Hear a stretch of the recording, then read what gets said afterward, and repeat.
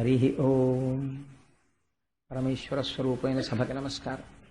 సనాతన ధర్మంలో గురువుకి వేసినంత పెద్దపీట ఈశ్వరుడికి కూడా లేదు అని నేనంటే నేను ఏమీ దాన్ని ఈశ్వరుడి యొక్క తత్వాన్ని తక్కువ చేసి మాట్లాడిన వాడను కాను.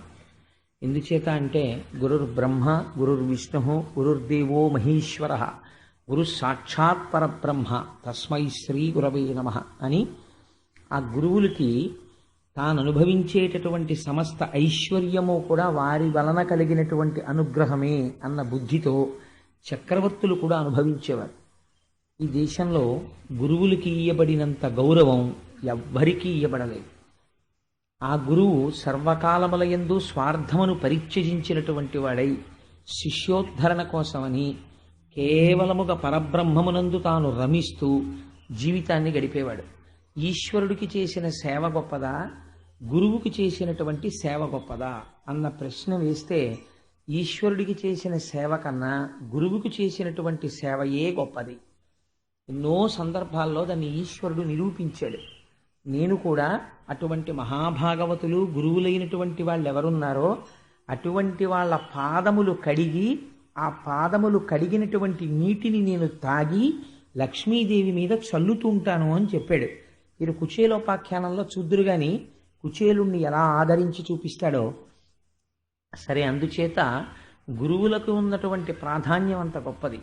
గురువుకి చేసినటువంటి సేవ అలాగే ఉంటుంది. అందుకే మనకి ఒక మాట ఉంది, ఒక గమ్మత్తైన మాట, వ్యోమవత్వ్యాప్త దేహాయ దక్షిణామూర్తయే నమః. ఆకాశం ఎంతవరకు పరివ్యాప్తమై ఉంటుందో గురువు కూడా ఆత్మస్థితి చేత అంతటా నిండిపోయి ఉంటాడు. అటువంటి గురువుకి పంచెల చాపు నీయగలిగినటువంటి శాలెవాడు ఎక్కడుంటాడు?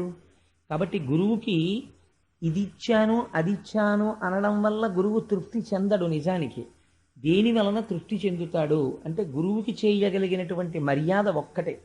ఏమిటా మర్యాద అంటే గురువుకి శుశ్రూష చేయడమే. అంతకు మించినటువంటి మర్యాద ఇంకేం ఉండదు. ఆయన కూడా ఏమీ ఆపేక్ష ఉండదు ఆయనకి. అటువంటి గురువుకి చేసినటువంటి ఉపకారము అంత గొప్ప స్థితిని తీసుకొస్తుంది. గురువు పట్ల అమర్యాదగా ప్రవర్తించడం కూడా అనేకమైనటువంటి కష్టాలని తీసుకొస్తుంది. అది సామాన్యమైనటువంటి మనుష్యుడు అనుకోండి పర్వాలేదు, కానీ దేవతలైనా సరే గురువు పట్ల అపచారం చేస్తే మాత్రం వారు తప్పుకోలేరు, చాలా క్లేశపడవలసి వస్తుంది.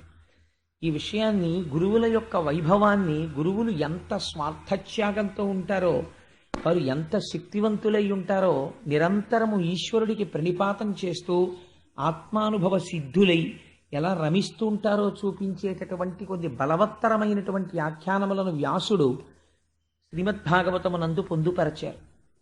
అటువంటి ఆఖ్యానములలో ఒక పరమ పవిత్రమైనటువంటి ఆఖ్యానాన్ని ఇవాళ మనం చెప్పుకోకపోతున్నాం. ఒకానొక సమయంలో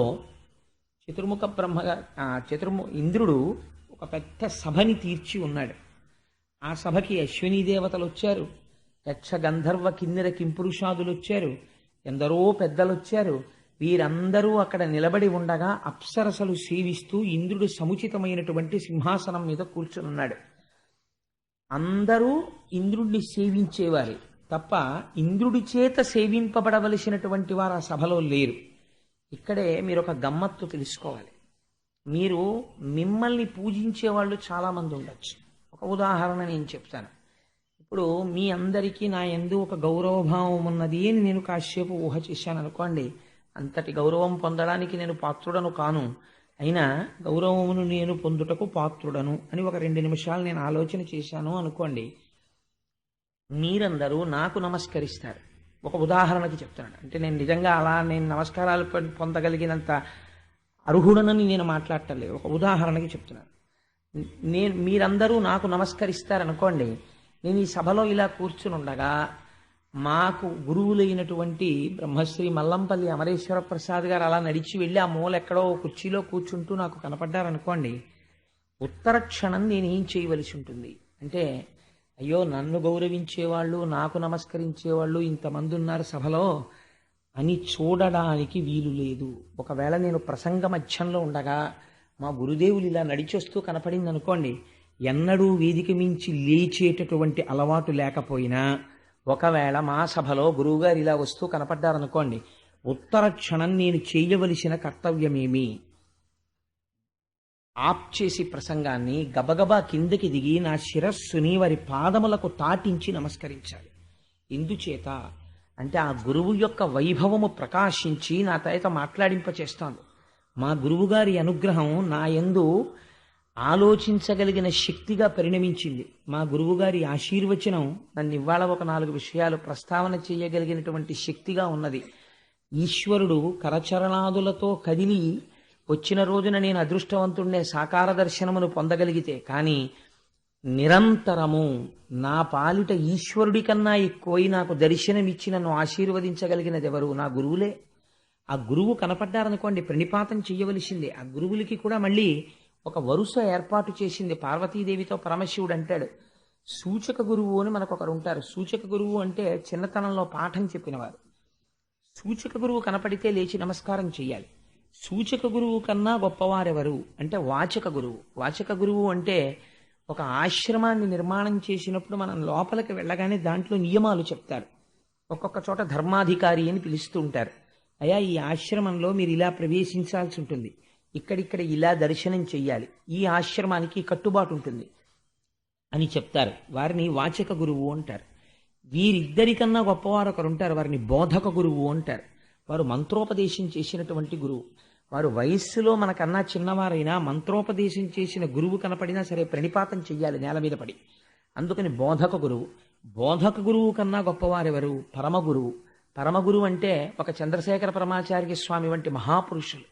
అటువంటి మహాపురుషుడు వచ్చారనుకోండి, బోధక గురువులందరూ కూడా లేచి నమస్కారం చేస్తారు. పరమగురువు 5వ వాణ్ణి కూడా శాస్త్రం గురువుగా నిర్ణయించింది, కానీ ఎప్పుడూ అటువంటి గురువుని ఆశ్రయించకూడదు, అటువంటి గురువు దగ్గర ఏవీ ఉపదేశాలు తీసుకోకూడదు. కానీ ఆయన్ని గురువే అంటారు. ఎవరైనా నిషిద్ధ గురువు, ఉండకూడని గురువు. ఎవరైనా ఉగ్ర పూజలు మొదలైనటువంటివి నేర్పడం, అక్కర్లేనటువంటి విషయాలు, సరే దాని గురించి నేను అసలు ఎక్కువ ప్రస్తావన చేయను, దాని పేరే నిషిద్ధ గురువు కనుక. అందుకని 5గురిగా పరమశివుడు పార్వతీదేవికి తెలియచేస్తాడు. ఇక గురువు యొక్క వైభవము అంత గొప్పగా ఉంటుంది. నేను ఒక్క మాట చెప్తే మీరు తొందరగా దాన్ని గ్రహించగలుగుతారని నేను అనుకుంటున్నాను. బ్రహ్మస్థానే కృతం పాపం విష్ణుస్థానే విముచ్యతి. ఒక్కటే పరబ్రహ్మ స్వరూపమైన అది సృష్టి స్థితి లయలు చెయ్యడంలో బ్రహ్మ విష్ణు మహేశ్వరులుగా భాషిస్తూ ఉంటుంది. బ్రహ్మస్థానే కృతం పాపం విష్ణుస్థానే విముచ్యతి. ఎప్పుడైనా చతుర్ముఖ బ్రహ్మగారి స్థానమునందు అపచారం జరిగితే శ్రీ మహావిష్ణువు యొక్క మూర్తికి నమస్కరిస్తే పోతుంది. విష్ణుస్థానే కృతం పాపం శివస్థానే విముచ్యతి. జ్ఞానదాత కాబట్టి విష్ణువునందు జరిగినటువంటి అపచారాన్ని పరమశివుడు పరిహరిస్తాడు. విష్ణుస్థానే కృతం పాపం శివస్థానే విముచ్యతి. శివస్థానే కృతం పాపం గురుస్థానే విముచ్యతి. శివుడి దగ్గర ఏదైనా అపచారం జరిగితే గురువుకి నమస్కారం చేసి గురువుకి క్షమార్పణ చేస్తే గురువు తీయగలడు. ఇంకా తర్వాత చెప్పలేదు. అంటే నీవు చెయ్యకూడని అపచారం ఏది? అసలు గురువు జోలికి వెళ్ళకూడదు, గురువు మనస్సు బాధ పెట్టకూడదు. గురువుకి ఏమి అపచారం చెయ్యక్కర్లేదండి. నీ ప్రవర్తన చేత గురువు మనస్సు ఖేదపడింది అనుకోండి, దానికి ఇంకా ఉత్తర జన్మ వరకు ఆపరు. అది విచిత్రం. గురువుకున్న గొప్పతనం ఏంటంటే, గురువు పట్ల జరిగినటువంటి అమర్యాదకి ఫలితాన్ని ఇవ్వడానికి ఈ జన్మకి పుర్రె మీద రాశాం కదా, వచ్చే జన్మలో చూద్దామని చూపించరు. సజ్జ ఫలితమునిచ్చేస్తుంది. ఉత్తర క్షణములో కీడు ప్రారంభమైపోతుంది అంతే. మళ్ళీ ఎవరు తీయాలి దాన్ని? మళ్ళీ గురువుగారే అనుగ్రహించాలంతే. మళ్ళీ గురువుగారు అనుగ్రహించేంత వరకు ఈశ్వరుడు కూడా జోక్యం చేసుకోడు ఇంకా గురువుల విషయంలో. ఒక గురువుకి సమాజంలో ఉండేటటువంటి స్థానము అంత సమున్నతమైనటువంటిదై ఉంటుంది. ఆ గురువు ఎలా ఉంటాడు అంటే, మీకు ఇవాళ ఆఖ్యానాలు వినండి, గురువుల యొక్క వైభవాన్ని ప్రకాశింపచేసేటటువంటి ఒక మహత్తరమైనటువంటి విషయాన్ని ప్రతిపాదన చేస్తాడు వ్యాసభగవానుడు. అది అంతర్లీనంగా మీరు మనస్సులో పెట్టుకుని ఇప్పుడు నేను చెప్పబోయేటటువంటి ఆఖ్యానాన్ని శ్రవణం చెయ్యండి. ఒకానొకనాడు ఇంద్రుడు సభ తీర్చి ఉన్నాడు. సభలో అందరూ కూర్చునున్నారు. అందరూ ఇంద్రుణ్ణి సేవించవలసిన వారే, అందరూ ఇంద్రుని గౌరవించవలసిన వారే. అటువంటి వారు సభలో ఉన్నారు. ఇటువంటి సభ నడుస్తూ ఉండగా ఇంద్రుడు కించిత్ అహంకారమును పొంది ఉన్నాడు. ఎందుచేత? ఇంతమంది నాకు నమస్కారం పెడుతున్నారు, ఇంతమంది నన్ను సేవిస్తున్నారు, నేను ఎంత గొప్పవాణ్ణో అన్న భావన మనస్సులో బయలుదేరింది. తానింత గొప్పవాడవడానికి కారణమైనటువంటి గురువు కనపడినా లేస్తాడా అన్నది అనుమానమే. అహంకారపు పొర కమ్మింది. ఇప్పుడు ఈ అజ్ఞానాన్ని తీసేయాలి, జ్ఞానాన్ని భాషింపచెయ్యాలి. ఇవన్నీ ఎవరు చెయ్యాలి? గురువే చెయ్యాలి. ఆశ్చర్యకరంగా ఆ సభలోకి గురుతర ధర్మక్రియనయ గురుడు, మరున్మంత్ర విషయ గురుడు, వచ శ్రీగురుడు, సమస్తామరణ గురుడు, గురుండరుగుదించె కొల్వునకు నృపా. పోతన గారు అన్నారు, తాను ఏ బ్రహ్మమును అనుభవించాడో దాన్ని వాక్కుల చేత చెప్పి ఉద్ధరించగలిగిన వాడు, ఎవరి ఆశీర్వచన బలం చేత దేవతలందరూ కూడా ఇవాళ అమరులయ్యారో అటువంటి స్థితిని వాళ్ళకి కల్పించినటువంటి మహాపురుషుడైనటువంటి బృహస్పతి సభలోకి విజయం చేస్తున్నారు. ఇంద్రుడు చూశాడు. చూసి వస్తున్నవాడు బృహస్పతిని తెలుసు, వస్తున్నవాడు సాక్షాత్తుగా తనకి గురువని తెలుసు.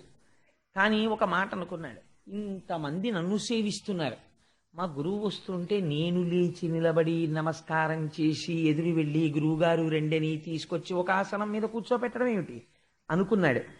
అమిత తపప్రభావు కరుణాత్ముని గీష్పతి చూచి రాజ్య దుర్మద మదరేఖ నింద్రుడు వృధా తన గద్దియ లేవకుండే నెయ్యమున ఎదుర్కొనంజనక ఆసనమీయక గౌరవోపచారముల ప్రసన్ను చేయక తిరంబుగ దివ్య సభాంతరంబునన్.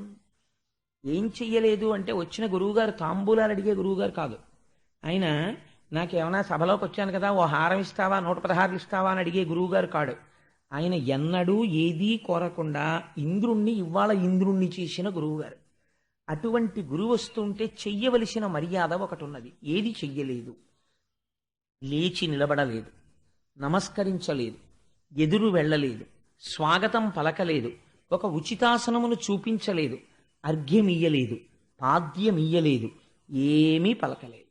గురుడు వచ్చి సభామంటపంలోకి వస్తూ 2 అడుగులు వేసి చూశాడు. వస్తున్నాడు ఎవరు అన్నట్టుగా కూర్చునున్నాడు. వెంటనే బృహస్పతి అనుకున్నారు, అప్పుడు సురపతి కన్నుల కప్పిన సురరాజ్యమద వికారంబునకున్ చప్పుడు చేయక గృహమునక పుణ్యుడు తిరిగిపోయ అతికిన్నుండై. అపుణ్యుడు అన్నారు. ఎంత గొప్ప మాట చూడండి. కిన్నుండై, కించిత్ బాధ కలిగింది మనస్సులో. ఇంతటి వాణ్ణి చేశాను, వీడు ఇంతటి వాడు కావడానికి కారకుడైనటువంటి నేను సభలో కనపడితే లేచి నిలబడి నమస్కరించలే అని. ఇంకా ఇటువంటి సభలో పైగా ఇంకొకటి ఉంది. అటువంటి సభలోకి వెళ్ళి బృహస్పతి కూర్చున్నారనుకోండి, ఇంద్రుడు ఎంత అనాదరం చేస్తుంటే అంత పాపము ఇంద్రుణ్ణి కట్టి కుడిపేస్తుంది. కాబట్టి నిజంగా పుణ్యాత్ముడే బృహస్పతి. ఉద్ధరించాలంటే ఏం చేయాలి? ఇంకా తన సభలో ఉండకూడదు. అందుకని నిశ్శబ్దంగా, ఓహో వీడికి సురపతి కన్నుల కప్పిన సురరాజ్యమద వికారంబునకున్, వీడివ్వాళ నేను దేవలోకానికి అధిపతిననేటటువంటి మద వికారమును పొందాడు. కాబట్టి నేను ఇంకిక్కడ కనపడకూడదు. దీని గురించి రామకృష్ణ పరమహంస చాలా గొప్ప విషయం చెప్తారండి.